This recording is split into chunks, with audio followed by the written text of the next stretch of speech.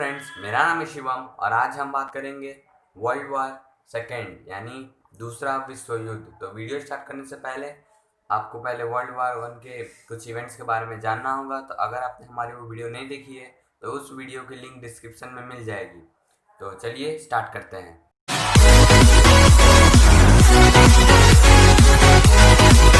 World war to को global war, total वार के नामों से जाना जाता है।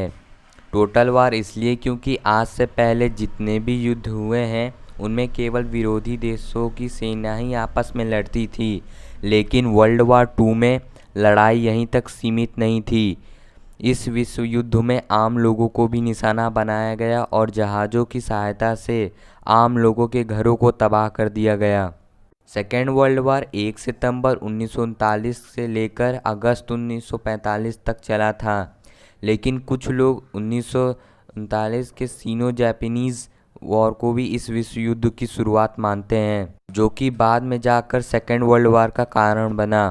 तो हम बात कर लेते हैं पार्टिसिपेंट कंट्रीज़ के बारे में।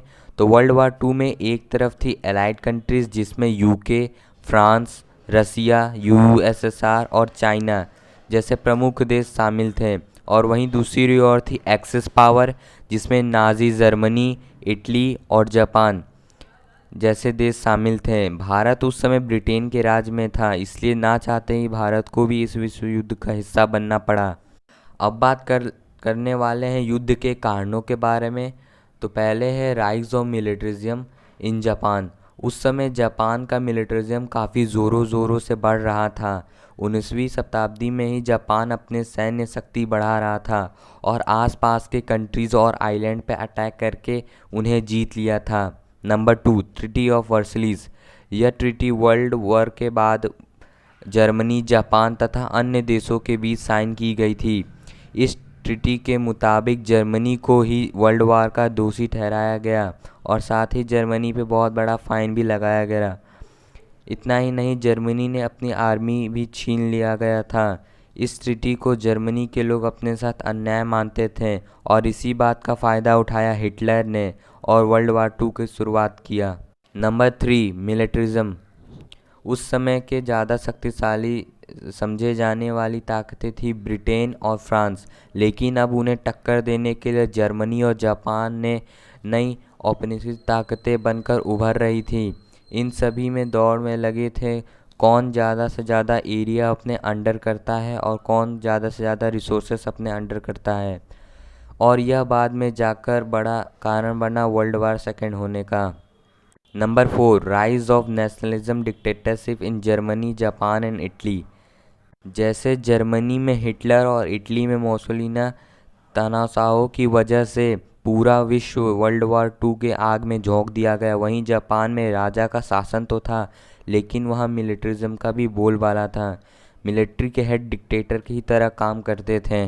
Number 5, failure of league of nation. League of nation की स्थापना वर्ल्ड वार वन के बाद की गई थी। इस ऑर्गेनाइजेशन का काम था कि आने वाले समय में वर्ल्ड वार जैसे युद्ध को रोकने का काम करना था, लेकिन यह ऑर्गेनाइजेशन अपनी काम करने में असफल हुई। 1931 में जापान ने चाइना के मंचूरिया रीजन को हथिया लिया था, तब ये लीग ऑफ नेशन चाइना को रोकने में असफल हुई। Number 6, irrational boundaries. World war के बाद यूरोप में बहुत से नए देश स्थापित हुए। इन देशों में बाउंड्रीज बनाते समय इस बात का ध्यान नहीं रखा गया था कि एक तरह की भाषा और एथनिसिटी लोगों के साथ आए। इसी वजह से जर्मन लोग पोलैंड और चेकोस्लोवाकिया एरिया में चले गए, लेकिन यह लोग खुद को जर्मन ही मानते थे। Rise of Hitler NSDAP। Germany में हिटलर के सत्ता में आने से वर्सलीज समझौते से बौखलाए हुए जर्मन लोगों को एक आशा की किरण दिखाई दी। उन्हें लग रहा था कि वर्सलीज समझौते में जो अन्याय जर्मनी के साथ हुआ है उसका अन्याय उन्हें ज़रूर मिलेगा। 1933 जर्मनी में हिटलर और नाजी पार्टी का सत्ता में आना। नाजी पार्टी को national socialist German worker party कहा जाता है। इस पार्टी की विचारधारा ज्यूस यानी यहूदियों के खिलाफ थी। का मानना था कि आर्यन रेस दुनिया की सर्वोच्च रेस है और इसके अलावा जो कोई भी लोग जर्मन में रहते थे उन्हें निकाल दिया जाए या मार दिया चाहिए। और इसी कट्टरवादियों विचारों के कारण देखते ही देखते हिटलर एक तानाशाह बन गया। उसने वर्सलीज ट्रीटी की हर शर्त को तोड़ दिया और उसने जर्मनी की आर्मी और एयर फोर्स बनानी शुरू कर दी।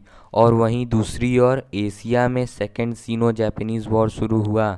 जापान ने चाइना के मॉन्टेरिया को अपने अंडर कर लिया और 1936 में नीदरलैंड नाम के एरिया पर, जो कि बेल्जियम और जर्मनी के बीच पड़ता है, यहाँ पर ट्रीटी ऑफ वर्सलीज के अकॉर्डिंग जर्मनी को अपने आर्मी भेजना मना था, लेकिन हिटलर ने अपनी आर्मी भेजकर उसे भी अपने अंडर कर लिया। 1938 में जर्मनी ने ऑस्ट्रिया और चेकोस्लोवाकिया को भी अपने अंडर कर लिया और जर्मनी के साथ मिला लिया। अभी तक भी एलाइड पावर्स ने हिटलर और जर्मनी के खिलाफ कुछ नहीं किया, क्योंकि फ्रांस और ब्रिटेन चाहते थे कि इतने छोटे छोटे देशों के लिए पूरे विश्व को युद्ध के आग में झोंक दिया जाए। और वहाँ दूसरी ओर हिटलर की भूख ऑस्ट्रिया और चेकोस्लोवाकिया कंट्रीज़ को हथियाने के बाद भी नहीं मिटी। अब उसका अगला टारगेट था पोलैंड, लेकिन पोलैंड को हथियाना इतना आसान नहीं था। पोलैंड की रक्षा की रिस्पॉन्सिबिलिटी फ्रांस और ब्रिटेन ने ले रखी थी। अब हिटलर ने नई युक्ति निकाली। उसने यूएसएसआर को अपने समझौते कर लिया। समझौते में जर्मनी और यूएसएसआर ने एक दूसरे पर अटैक ना करने का डिसीज़न लिया और गुप्त रूप से ये भी डिसाइड किया कि वो दोनों मिलकर पोलैंड पर हमला करेंगे और बाद में आधा आधा डिवीज़न कर लेंगे। 1 सितंबर 1929 जर्मनी ने पोलैंड पर अटैक किया और वर्ल्ड वार 2 का शुरुआत की, और बदले में फ्रांस और इंग्लैंड ने भी जर्मनी पर अटैक करने की घोषणा कर दी। साथ ही में यूएसएसआर ने जर्मनी की तरफ साथ लेते लेते पूर्व के तरफ से पोलैंड पर अटैक किया और कुछ ही दिनों में पोलैंड को जीत लिया और आधा आधा बांट लिया। अब यूएसएसआर ने अपनी फ़ौजें एस्टोनिया, लैटविया, लिथुआनिया को भेजकर वहाँ पे भी अपना कब्जा कर लिया। वर्ष 1940 के शुरुआती महीनों में जर्मनी अपने फुल फॉर्म में था। वह युद्ध के लिए नई टेक्निक का इस्तेमाल करता था, जिसे ब्लिट्जक्रीग भी कहते हैं। इस टेक्निक में ट्रक और टैंक्स इस्तेमाल करके आर्मी एक ही दिनों में 100 से 200 किलोमीटर आगे बढ़ जाती थी। और इसी टेक्निक का इस्तेमाल करके जर्मनी ने 1940 के पहले 4 ही महीने में डेनमार्क, नॉर्वे, बेल्जियम और नीदरलैंड को जीतकर बहुत बड़ा भूभाग हासिल कर लिया। जर्मनी उस समय एक बड़ी पावर बनके उभर रहा था। अब जर्मनी का अगला निशाना फ्रांस था। 10 जून 1940 जर्मनी फ्रांस पर अटैक किया और 14 जून को यानी 4 ही दिनों में पेरिस को जीत लिया। इस बात को पूरे विश्व को चौंका के रख दिया कि सिर्फ 4 ही दिनों में फ्रांस कैसे हार सकता है। और साथ ही साथ में इस घटना के बाद सबके मन में हिटलर का डर बैठा दिया था। अब हिटलर ने ब्रिटेन के तरफ अपना रुख किया। जर्मनी और ब्रिटेन को बैटल ऑफ ब्रिटेन भी कहा जाता है। यह बैटल की खास बात यह है कि यह दुनिया की ऐसी पहली लड़ाई थी जिसमें दोनों देशों की सेना आसमान में ही लड़ रहे थे। कोई भी सैनिक ज़मीन पर नहीं लड़ रहा था। हिटलर चाहता था कि ब्रिटेन या तो आत्मसमर्पण कर दे या फिर समझौता कर ले, लेकिन ऐसा नहीं हुआ, क्योंकि ब्रिटेन की एयरफोर्स काफ़ी शक्तिशाली थी और उसने जर्मनी की एयरफोर्स को पीछे ढकेल दिया। और इसी के साथ हिटलर ने युद्ध बिना किसी अंतिम निर्णय किए युद्ध को स्थगित कर दिया। 27 सितंबर 1940 को एक और महत्वपूर्ण समझौता हुआ, जो था ट्रिपाइट पैक्ट कहा जाता था, जो कि जापान, जर्मनी और इटली के बीच हुआ और इसी ने एक्सिस पावर को जन्म लिया। और बाद में हंगरी, बुल्गारिया और रोमानिया ने भी इसे ज्वाइन कर लिया। 1940 के अंत तक आते आते जर्मनी ने ग्रीस और युगोस्लाविया पर भी अपना कब्जा करने के बाद पूरे यूरोप को जीत लिया। लेकिन इसके बाद हिटलर चुप नहीं बैठा। नाजी पार्टी का ऐसा मानना था कि हमें रहने के लिए ज़्यादा स्पेस चाहिए, जबकि जर्मनी की आज़ादी के हिसाब से वहाँ की बाउंड्रीज़ काफ़ी लिमिटेड थी, तो ऐसा लिविंग स्पेस कहाँ से मिल सकता था।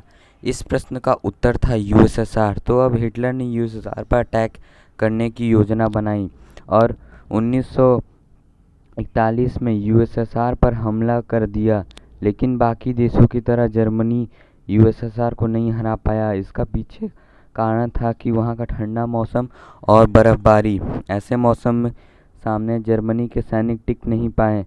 वहीं जापान ने भी एक्सिस पावर का हिस्सा बन गया था, तो अब जापान के पास यह बहाना था कि वो ब्रिटेन के कॉलोनीज़ पर हमला कर सकता है। जब जापान ने ब्रिटेन के कॉलोनीज़ को हथिया लिया तो यूएस ने भी सभी ऑयल कंपनीज़ पर जापान के ऑयल बेचने पर रोक लगा दी और इसी बात पर जापान ने भी दिसंबर 1941 को यूएस के पर्ल हार्बर नाम के एक जगह पर अटैक किया। इस अटैक में यूएस के 2500 नौसेना मारे गए और जहाज़ों को भी नुकसान पहुंची। अब यूएस ने भी डिसाइड कर लिया था वर्ल्ड वार 2 में उतरने के लिए। लगभग 2 साल तक यूएस जापान से लड़ता रहा और जापान से वो सारे आइलैंड हथिया लिए जो कि जापान जीत चुका था। और दूसरी ओर 1944 में सोवियत आर्मी ने यानी यूएसएसआर ने जर्मनी से पूर्वी ओर का हिस्सा छीनकर बर्लिन की ओर बढ़ गया और इसी दौरान भारत में भी वर्ल्ड वार का हिस्सा देखने को मिला। जापान ने असम पर अटैक किया, जिसे बैटल ऑफ इम्फाल के नाम से भी जाना जाता है, लेकिन ब्रिटिश आर्मी ने जापान को भी पीछे खदेड़ दिया। अब एलाइड पावर ने फ्रांस को जर्मनी से छुड़ा के फ्रांस को आज़ाद कर दिया और 6 जून 1945 को अपनी आर्मी उतारी और कुछ ही महीनों में फ्रांस को जर्मनी से आज़ाद कर दिया। 1945 के आते आते जर्मनी की आर्मी पूरी तरह से हार चुकी थी। नाइजर और बेल्जियम से होते हुए एलाइड पावर्स ने आर्मी बर्लिन तक पहुंच गई और 19 अप्रैल को 1945 को जर्मन आर्मी ने सरेंडर कर दिया और 30 अप्रैल 1945 को हिटलर ने आत्महत्या कर लिया और जर्मनी वर्ल्ड वार 2 हार गया। वहीं जापान अभी भी सक्रिय था। तो और उसे रोकने के लिए यूएस ने जापान के 2 शहर हिरोशिमा और नागासाकी पर 6 अगस्त और 9 अगस्त को एटॉमिक बम गिराए और इसी के साथ 15 अगस्त 1945 जापान ने भी सरेंडर कर दिया। एलाइड पावर्स इस जीत के दिन को यादगार बनाने के लिए ब्रिटेन ने भारत को आज़ाद करने के लिए 15 अगस्त का दिन चुना। जो अब बात करते हैं वर्ल्ड वार 2 के रिजल्ट्स के बारे में। तो नंबर 1, वर्ल्ड वार 2 में 70 से 80 लोग मारे गए। जो फ्रांस और इंग्लैंड की कॉलोनीज़ थी उसे आज़ाद कर दिया गया। उसके बाद वर्ल्ड वार 3 ना हो इसके लिए स्थापना की गई यूएनओ यानी यूनाइटेड नेशन ऑर्गेनाइजेशन, और ये काफ़ी हद तक सक्सेसफुल भी हुई है। और बात करें इंडिया के बारे में तो इंडिया में कई लोग मारे गए थे। इंडिया ने काफ़ी हद तक इस बात को मानने से इनकार कर दिया था कि वो युद्ध हिस्सा नहीं लेगा, लेकिन कई राजाओं ने अपने सैनिक आर्मी भेजकर डिफरेंट जगहों पे ब्रिटिश आर्मी के साथ लड़े। लगभग 25 लाख सैनिक मारे गए, उसमें से 78,000 लोग मारे गए थे। Thank you. अगर आपको हमारी वीडियो अच्छा लगा हो तो प्लीज़ चैनल को सब्सक्राइब करें, लाइक करें और शेयर करना ना भूलें।